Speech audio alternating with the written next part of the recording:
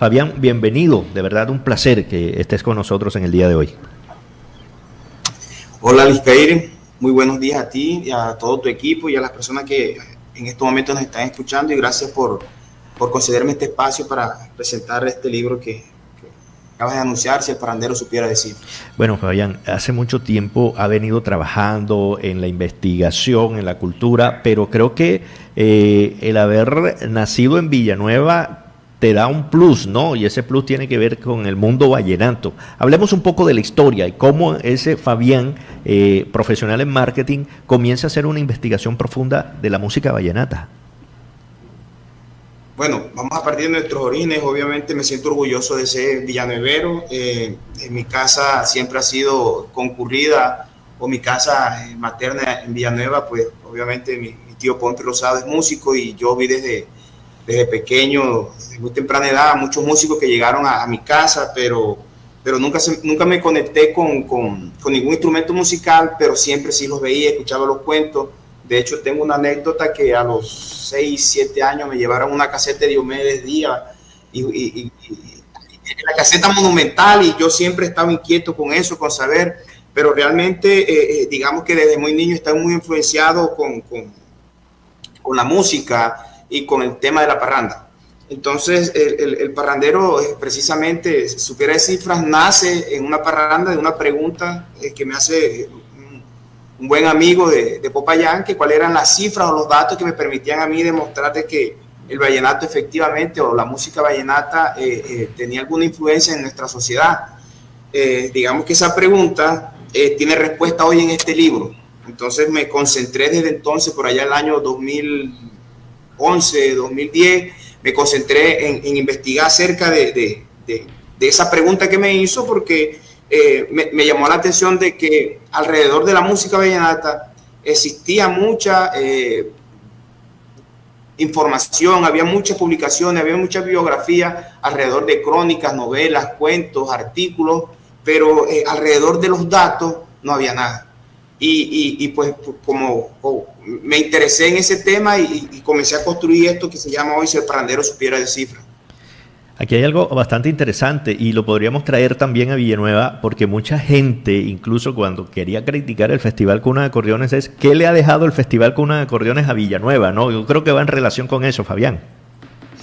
Bueno, vamos a hacer dos precisiones. Sí. Precisamente me he caracterizado porque siempre he publicado alrededor del Festival de la Leyenda Vallenata, que es el que más información genera, sí, o a la cual puedo tener más acceso. Digamos que nuestra cultura o nuestro entorno, y precisamente los festivales, son,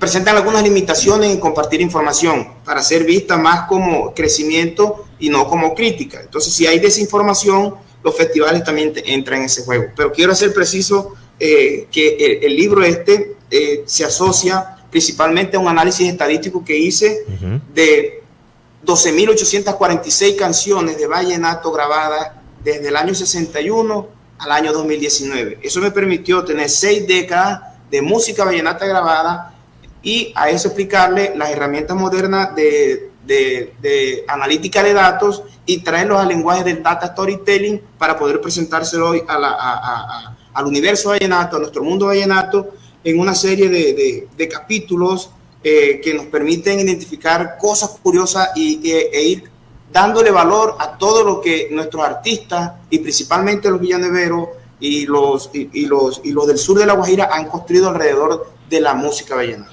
Bueno, ese dato es bastante interesante, Fabián, cuando habla de más de 12.000 canciones vallenatas, porque hay que destacar algo. Fabián, eres melómano, ¿no? Y haces colección de la música vallenata, especialmente en long plays, en LP. Tienes una gran colección de música vallenata. Cada canción, cada álbum te permitía hacer un análisis para que naciera Si el vallenato supiera de cifras. Cuéntanos un poco ese amor por la música y cómo se llevan los números.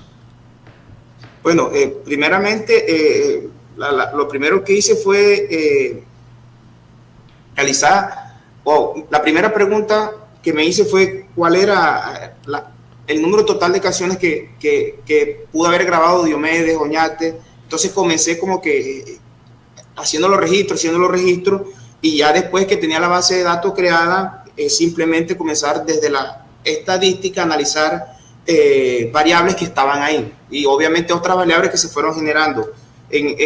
Ya cuando me di cuenta, esas 12.846 canciones eran equivalentes a 117 álbumes grabados. Entonces, wow, ¿qué sucede con esto? ¿Cómo podemos ahora, de pronto para mí como ingeniero, y para los economistas y para los que nos gusta el tema de la data, se nos hace fácil? Ahora, ¿cómo le presento yo al mundo vallenato, a nuestros cultores, a nuestros gestores, esta información? Implementé el Data Storytelling, y de ahí usé herramientas que me permiten interpretar datos y traerlo en un lenguaje más amable. Y de esos 1.117 álbumes te puedo decir un dato curioso. Sí. Me llamó la atención que cerca de 505 álbumes tienen el nombre de una canción que viene incluida dentro de la producción musical. Era como una tendencia que existe en la música vallenata, y que ha existido, es que siempre la canción que le daba el nombre al álbum era canción exitosa, y era la canción con la que se empezaba. Ya hoy sí le colocan otros nombres y otros contextos, pero sí era tendencia que se le diera el nombre de una canción incluida en un álbum. Por ejemplo, Título de Amor, el éxito fue Título de Amor, y obviamente también le dio el nombre al álbum ese de Diomedes Díaz del año 1993. Y si nos vamos más atrás, los de Poncho Zuleta, Río Crecido, Río Seco, también eran canciones que venían incluidas. Exactamente, y también se presentaban canciones que ganaban en los festivales, se grababan e inmediatamente le daban el nombre a los álbumes.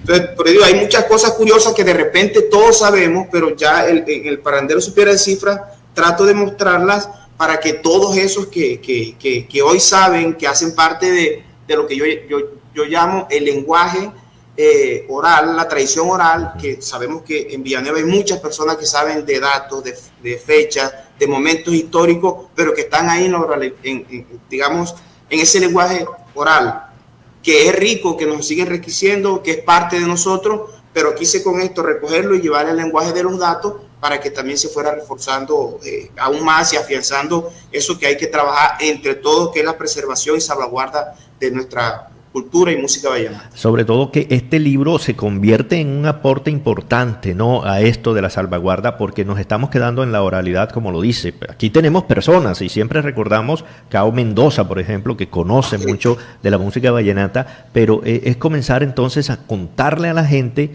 con cifras, con números, cómo el vallenato de alguna manera ha servido para la evolución de este Magdalena Grande, ¿no?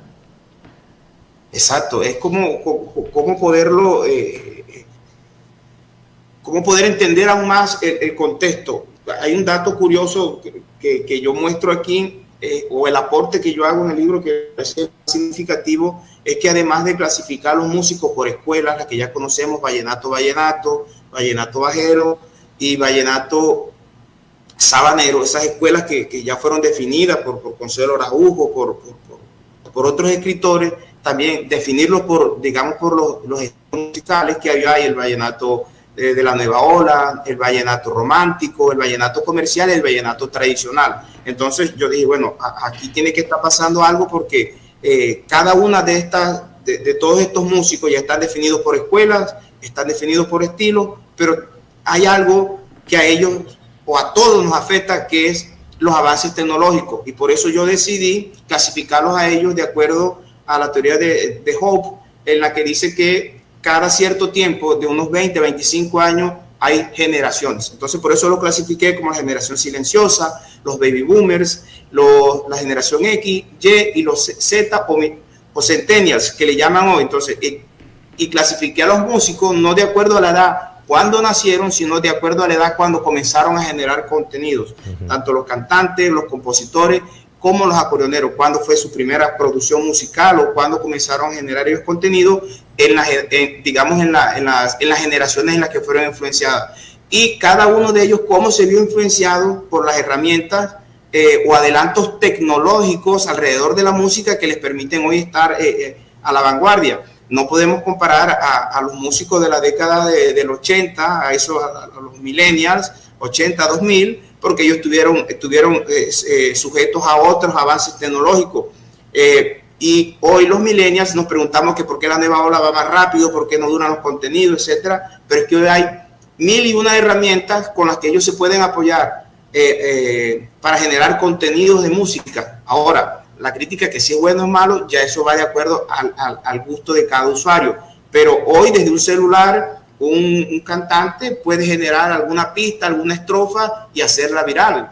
Y se le vuelve viral y se vuelve alrededor de eso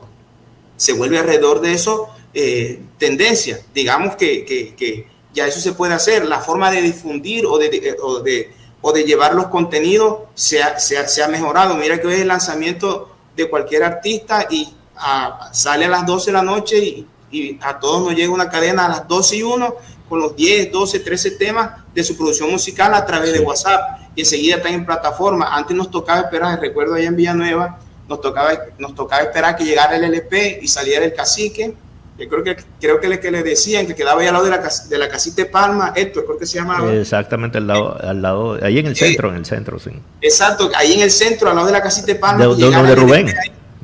Donde Rubén, eso, que llegara ahí, llegara el cassette, llegara el LP y esperar a que comenzaran a repartirlo. Pero hoy no, hoy ni siquiera nos vemos, pero ya todos comenzamos a criticar por redes cuál canción está buena o no. O sea, entonces todas esas influencias generacionales también están explicadas ahí en el libro para que todas las puedan aprovechar y poder entender un poquito más. No se trata de simplemente, no trato con esto de decir quién tiene o no la razón, sino simplemente ampliar el conocimiento para que podamos hacer un balance y entender que cada generación, cada época va a tener una influencia emocional del entorno, tecnológica, que nos va a permitir ir evolucionando. Y esto indiscutiblemente no se puede detener. O sea, eso ha sido una regla constante, todo evoluciona, todo cambia.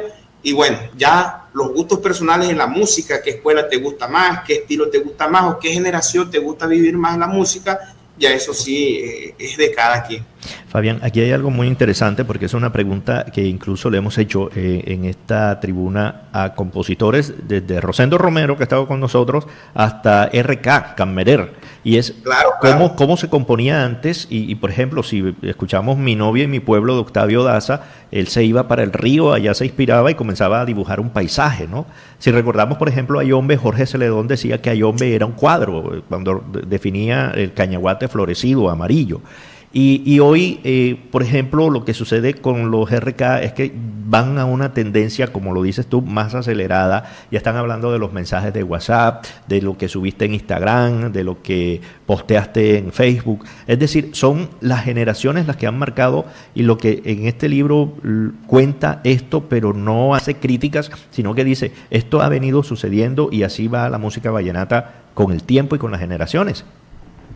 Claro, precisamente. De hecho, hay un capítulo que se llama Alerta, alerta, vallenato. Sí. Mira que viene la tecnología, como aquella canción de Julio Oñate que dice Alerta, alerta, vallenato. Mira que viene la Guajira. Yo titulo ese capítulo Alerta, alerta, vallenato. Mira que viene la tecnología. Pero la alerta es que nos apropiemos de la tecnología y usémosla, porque indiscutiblemente tenemos que apoyarnos en ella, tenemos que hacerla, pero también aquellos que queremos o los que somos conscientes de lo valioso o lo importante o incluso el mandato que tenemos de proteger a nuestra música vallenata, a nuestra cultura, pues también sepamos hacer ese balance y entender que las nuevas generaciones tienen que avanzar, tienen que tomar decisiones, pero también nosotros los que queremos tenemos que salvaguardar, tenemos que cuidar. Y este libro trata de eso, hace un balance sobre todo el impacto generacional que se ha tenido, como la tecnología, que es una de las variables. Yo aquí solamente toco el tema de los avances tecnológicos,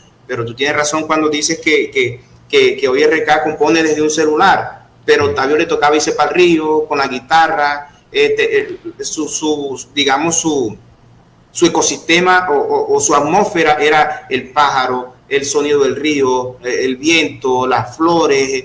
Entonces son entornos totalmente diferentes, son herramientas totalmente diferentes. Antes era con lápiz, hoy es a través de nuestra, todo es digital. Entonces cada uno o cada generación va teniendo una influencia diferente y obviamente tenemos que aprovechar de lo que estamos viviendo, no de lo que no vivimos. Fabián, en esta investigación importante, hace días escuchaba un podcast a María Ramírez, que es líder en la industria latinoamericana, con otros géneros, pero decía algo muy importante que lo pone a uno a pensar en el vallenato. En esta investigación, por ejemplo, María Ramírez decía que Karol G, la gente la está viendo como una mujer exitosa hoy día, pero no sabe que tuvo 19 años intentándolo, de alguna manera. En esta investigación se descubre cuánto tiempo duró un artista vallenato para convertirse en exitoso, o la gente creyó que Diomedes Díaz grabó el primer LP y el primer LP ya era Diomedes Díaz, el cacique de la Junta. Se encontraron con esas aristas ahí en ese sentido. Bueno, aquí lo que es posible que lo hagamos con la base de datos que hoy tengo disponible, pero digamos lo que quise hacer fue una primera entrega de aspectos fundamentales para sembrar esto. Yo sé que después de esta investigación, preguntas como la tuya, que son muy buenas, también van a ser de interés de muchos, y sé que muchos van también a apuntar o a tratar de dar solución a ese tipo de preguntas. Lo que sí puedes encontrar en este libro es una característica especial de cada uno de esos músicos. Una característica, algo que los hizo totalmente diferentes, algún rasgo totalmente diferente que los hizo ser únicos en medio de todos los artistas que pude analizar, que en total fueron 184 cantantes, 184 acordeoneros y 1620 compositores. Entonces, cada uno de ellos tiene una característica, obviamente no todo, pero quise señalar a los más importantes de ellos de acuerdo a una característica, un talento, un don, un momento especial que los hizo únicos.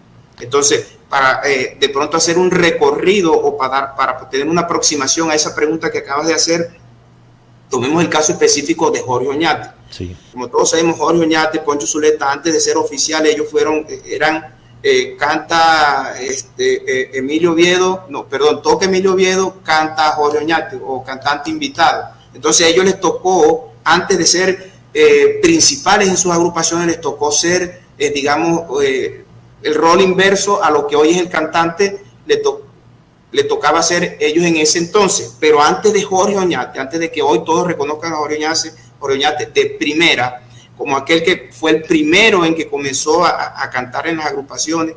Entonces hay que entender que antes de Jorge Oñate existieron también otros acordeoneros, otros cantantes que hicieron parte de agrupaciones, que eran líderes en eso.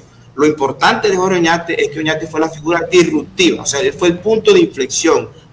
Después de Jorge Oñate, digamos que tomó fuerza esa figura, y los cantantes pues comenzaron a entender que ellos podían conformar e invitar ellos a acordeoneros y no a los acordeoneros al cantante. Entonces, digamos que Oñate, antes de él, le tocó también obviamente pasar muchos momentos hasta consolidarse como Jorge Oñate. Y no Jorge Oñate, los hermanos López cantan Jorge Oñate, sino que ya después, incluso con Colacho, también le tocó eso, pero ya cuando comienza con el Chiche Martínez, cuando comienza con Juancho Roy, con Alvarito López, ya era Jorge Oñate voz líder. Entonces ahí sí podemos encontrar esa tendencia de cuando la figura del acordeonero como líder de agrupación se desprende se desprende de esa figura. Entonces ya encontramos que el cantante supera al acordeonero liderando agrupaciones, y ese es el fenómeno que hoy hay. Hoy hay un dolor entre la comunidad de acordeoneros, que es que los cantantes nos llevan siempre abajo, que si no me sirve, o como dice Emiliano Zuleta, cuando la producción está buena, cantaron bien, pero cuando la producción no tiene la audiencia esperada, el resultado esperado, tocó mal el acordeonero. Entonces hay cosas que se pueden comenzar a analizar como esos puntos. Claro, y es importante, y no vamos a adelantar, porque lo importante también es que en todos los hogares exista en su biblioteca este libro, que estará próximo a salir al mercado, y ya vamos a hablar de eso, porque quería preguntarte, Fabián, este tema, en este análisis que haces, tuvo que ver mucho en su entorno, haber nacido donde nacieron los máximos representantes de la música vallenata. Caso, por ejemplo, las dinastías villanueveras. Tuvo que ver el lugar donde nacieron en algún momento para que alcanzaran a tener este renombre dentro de la música vallenata? Sí, precisamente cuando los clasifico por escuela, no me quedo simplemente con que la escuela es vallenato, que incluye departamento de Cesar y Guajira, sino que me voy un poquito más adentro en los números. Al tenerlos ya ubicados en vallenato, ya me voy y logro dimensionar por municipios, por regiones en específico, el peso que tienen uno y otro. Entonces, digamos que sigue dentro del libro una tendencia hasta el 2000, más o menos, que los municipios del sur de La Guajira, San Juan, Villanueva, Las Aguas, Urumita, hicieron o vienen haciendo mucho aporte a la música vallenata grabada. Pero, y el departamento del Cesar o los municipios del Cesar también lo vienen teniendo. Pero esa tendencia se está moviendo, y digamos que por digamos por algo migratorio, sí. Digamos que ya hoy se está cambiando. Ya esos padres guajiros de la década de los 80, algunos migraron a Valledupar, migraron a Barranquilla, migraron a otras ciudades, y sus hijos nacieron con el talento, con la vena musical, pero nacieron en Valledupar, en Barranquilla, en otros lugares, y eso ha implicado que ese movimiento demográfico también de alguna u otra forma no esté permitiendo que Villanueva, que es epicentro, aún todavía hay una estadística que es epicentro de música comercial, que hay que analizar, pero ya eso es hacer la línea de tiempo y analizar ya las dinastías en detalle para ver cuál ha sido su impacto, porque es indiscutible que la expansión demográfica, los hechos sociales, los eventos, a todos nos han hecho movernos. Por supuesto. Entonces esa es otra variable, pero sí está trato no llegué a fondo en el tema demográfico, pero sí trato de ubicarlos en lugares y espacios y en líneas de tiempo, que preguntas como esa, como que tú acabas de hacer, que es bastante interesante, puede ser otro tema de discusión, puede ser otro análisis, como los impactos demográficos, los eventos sociales, los eventos, digamos, de violencia que hemos sufrido, o sea, cómo toda esta convulsión social que tenemos como país, como región, también de una u otra forma ha influenciado. Pero digamos que esto puede ser un punto de partida, puede ser una línea base, y me parece igual también importante que se pueda analizar esa variable. Y sé que esa es otra pregunta que está entre nosotros y a la cual debemos darle respuesta, porque necesitamos analizar esas partes de los eventos sociales, los eventos de violencia, los eventos migratorios, cómo nos han influenciado de una u otra forma. Definitivamente, y sabemos que va a ser la base, ¿no? Cuando uno se hace una pregunta, comienza una investigación, y en buen momento la hace Fabián en este importante libro. El libro es Si el parrandero supiera de cifras. Fabián, cuando tu amigo te pregunta, ¿cuáles son las cifras? Si han contribuido al desarrollo, la música vallenata, la parranda vallenata, ha contribuido al desarrollo de estos pueblos, ¿sí se encuentran resultados de alguna manera? Bueno, te quiero contar la experiencia.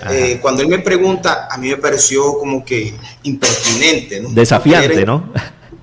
Él me preguntó, estábamos ahí, estaban cantando la canción y le estaban explicando, y él, oye, comenzó el cantante a interpretar su canción, y él, compadre, ¿cuáles son las cifras? Él en su versión de economista, y le dijo, hombre, no presta la atención a la canción, hombre, eso no se pregunta en una parranda. O sea, imagínate, si ya la gente baila, ya la gente no escucha al cantante, me iban a preguntar a mí a ese punto, cuál eran las cifras, y yo decía, no, bueno, ya esto ya es lo último. Pero me molestó un poco, me pareció burlesco, pero volvió y me preguntó cuando se estaba haciendo un intercambio y se pausó la música, comenzamos hablando, volvió y me preguntó, y le dije, bueno, ¿cuál era el afán? Que yo lo único que conocía de las cifras que quedaban de un festival o de un lanzamiento de la música vallenata, de un festival, borracho, calle sucia y gente sin dinero. Claro. Entonces él se echó a reír, pero me dijo, no, mira, los festivales en el mundo se miden, la música se mide, y comenzó a explicarme variables, y fui ahí, como dijo Poncho Zuleta, se volteó la arepa, fui yo el interesado en él, cuéntame cómo es eso, ven acá. Entonces yo dije, él comenzó a explicarme, yo le dije, tranquilo, yo mañana me levanto, ese es el segundo libro, el segundo capítulo se llama El Borracho, yo al día siguiente, yo mañana me levanto y yo entro a la página web de los festivales y a la Cámara de Comercio, y yo te busco esa información y te las entrego. O sea, me pareció un desafío, y me encontré que no había información alrededor de eso. La información que había era mínima, y sí encontré bastante. El festival tal no le pagó la premiación, el festival tal no pagó la agrupación, se cancela el festival. O sea, muchas cosas que quedaron, eran más preguntas las que me iban saliendo, y dije, no, yo aquí tengo un punto. Había más crisis, ¿no? Había más crisis que... O sea, la información era peor de lo que yo creía, y entonces se me convirtió en un reto personal responder esa pregunta. Y aquí está la primera entrega, que me enfoqué en álbumes musicales, y ya vienen otras versiones también que vamos a ir resolviendo. Pero el libro, y como lo dije hace un momento, no es hacer un spoiler, pero el libro va en el desarrollo personal de cada artista, porque sabemos que muchos artistas incluso manejaron cientos de cantidades de millones cuando estaban en su mejor momento, o tiene que ver con el desarrollo social de la economía de los pueblos de donde nace la música vallenata, Fabián. No. Se interpreta como si fuera de cifras, como si fuera de impacto económico. De plata. Pero realmente es lo que quiero con esto es hacer primero el análisis de la música. ¿Qué ha pasado con la música? Entonces, ya después centrarnos sobre las variables económicas, que son un poco más complejas, pero sí son susceptibles a ser trabajadas, y la idea era esto. O sea, miren, aquí está esto, sí se puede analizar la música, y creo que lo hice desde lo más difícil, que fue acerca de la música grabada, y no desde las variables económicas. Entonces, si ya lo podemos analizar desde lo más difícil, que es la música grabada, pues venga, hagamos ahorita qué está sucediendo no solamente en el Festival Cuna Acordeones, en el Festival de la Leyenda Vallenata, sino en los más de 57 festivales que se celebran en el mundo alrededor de la música vallenata. Son más de 56 festivales que se celebran, uno en México, 2 en Estados Unidos, 53 aquí en Colombia, y 43, 44 que se celebran en la costa, más unos 8 o 9 que se celebran en el interior del país. Eso es otro bloque que viene, es otro análisis que viene, y ya ahora sí, con todo ese contexto, trabajando con ellos para, digamos, que ampliar la matriz de datos, o ese alcance que se pueda tener, es lo que se trae. Entonces, el Parrandero, esta es la primera entrega, vendrán otras entregas más, y bueno, a seguir trabajando sobre eso, y que no solamente sea yo, sino que otros también se interesen por el tema, y que digamos, los que están liderando esos procesos hoy, las juntas de festivales locales, los gestores culturales también se interesen por ver a los datos, a las cifras, no como si me estuvieran auditando, como si estuvieran como que buscando la forma de cómo de censurarme, sino que ver en los datos, ver en las cifras una oportunidad de crecimiento, una oportunidad de mejora continua, y eso básicamente el mensaje que quiero transmitir a todos. Ahí estamos observando la carátula del libro, si el parrandero supiera de cifras, una carátula amarilla bastante llamativa. ¿Cuándo estará ya a disposición del público, Fabián? Bueno, ya está, hoy está a disposición del público. Hay un lanzamiento oficial preparado, es lo que tengo. Sí, eso te iba a contar. Ya hoy tenemos el stand en la Feria del Libro de Valledupar, en la Plaza Alfonso López. Ya ahí estamos con un stand que se llama La Casa del Parrandero, donde tratamos de hacerlo llamativo para tener piezas, momentos alrededor del parrandero, y también vamos a tener expuesto el libro. El lanzamiento oficial que se hace, o el espacio que da la Feria del Libro, pues me lo asignaron hoy de 6 de la tarde a 7 de la noche en las oficinas en el auditorio de Rafael Escalona, de la sede de Saico y Asimpro, en la carrera quinta con sexta en Valledupar. Bueno. Hoy de 6 de la tarde a 7 de la noche vamos a estar ahí. A todos los que puedan acompañarnos, que estamos allá complacidos que nos esperen, y queremos que nos esperen, que allá vamos a estar adentrándonos un poco más en las cifras del parrandero. Y sobre todo que vamos a seguir aprovechando a Fabián para que siga conversando de esos temas y hablaremos de preocupaciones dentro de la música vallenata, que sabemos que al descubrir de cómo evoluciona el vallenato, porque mencionaba Fabián la generación silenciosa, de pronto esa que no se daba a conocer, y en adelante cómo evoluciona a lo que tenemos hoy día. Y hoy día también con este análisis que complementa un poco, ¿no?, con esa entrevista de esta experta en música, decía, hoy en día están saliendo más de 5.500 temas diarios, canciones diarias, y eso es muy difícil para un ser humano digerirlas. Y en esta investigación, Fabián escucha más de 1.000 canciones, pero de una manera, pues obviamente más calmada, y de esa manera entonces analiza la evolución de la música vallenata hasta el día de hoy, Fabián. Sí, es un acercamiento, es analizar, es una aproximación. De hecho, creo que Saico tiene registrada cerca de 14 millones de canciones de diferentes géneros y autores en Colombia, y a mí me pareció valiosa esta muestra de 12.000 canciones, y como tú decías, diario se suben 60.000 canciones solo a Spotify, diario, al día se suben 60.000 canciones solo a Spotify. Entonces, digamos que tener esta muestra, poder encapsularla, poder analizarla detenidamente y poder traerla a nuestro entorno, es también como que hacernos entender un poco más de la importancia que tenemos como zona, como un gran entorno vallenato, con la importancia que tenemos, lo que hemos nosotros impactado con nuestra cultura, con nuestros talentos a la música, y el aporte que estamos haciendo constantemente. Pero también es la responsabilidad de seguir creciendo, pero también preservando y conservando nuestra música vallenata. Por supuesto. Ya casi para finalizar, Fabián, el año pasado sonaba muy bien el nombre de Fabián Dangond, un joven investigador y que conoce mucho de la cultura. Estuvo comprometido también con el tema de la economía naranja. Allí lo conocí y conversamos en algún momento sobre el tema de economía naranja y todos estos procesos culturales. Y sonaba para manejar el Festival Cuna de Acordeones, cuando ya se estaba hablando de nuevas generaciones al frente del Cuna de Acordeones. Bueno, en ese momento parece que no estuvo muy interesado, pero en adelante, en el futuro, sí, el Cuna de Acordeones, prioridad en la vida de Fabián Dangond. Bueno, digamos que todos a los villanueveros, pues todos queremos el Cuna de Acordeones. Y digamos que el interés siempre va a existir. Pero yo creo que, como hablé con todos los o con los otros dos aspirantes, le hablé, mira, aquí lo más importante no es que la figura principal, sí se necesita gerencia, se necesita liderazgo, se necesita personas que nos ayuden a gestionar. Aquí lo importante es que todos los villanueveros amemos el Cuna de Acordeones, que hagamos aportes, y una de las maneras también de aportar es generar alrededor del Cuna contenidos, poder seguir trabajando, apoyando al Cuna, si hay que hacer un trabajo, o sea, la labor. El Cuna no va a crecer más, no va a crecer más porque haya un Fabián Dangond, porque exista un nombre. O sea, el Cuna va a existir siempre y cuando esté en el corazón de todos los villanueveros. Y eso es lo más importante, porque siempre que haya un villanuevero que pueda abrir las puertas y lleve al Festival Cuna de Acordeones, o lleve su música a un salón, a una empresa, a un patrocinador, ya él está siendo gerente también del Cuna de Acordeones, porque él abre la puerta a que esa junta directiva que hoy está o las que vengan encuentren esos espacios.